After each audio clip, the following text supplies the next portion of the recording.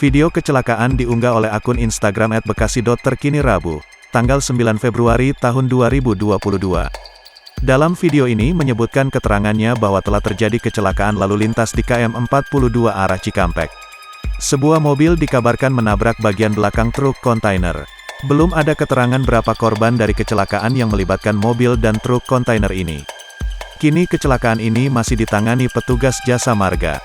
Terlihat dalam video sebuah truk kontainer berhenti di tepi jalan dan ada sebuah mobil derek dari jasa marga. Belum tampak adanya pihak kepolisian yang ada di tempat kejadian perkara, TKP. Sementara itu sampai video ini ditayangkan belum ada keterangan saksi ataupun pihak kepolisian yang bisa memberi keterangan kronologi terjadinya kecelakaan.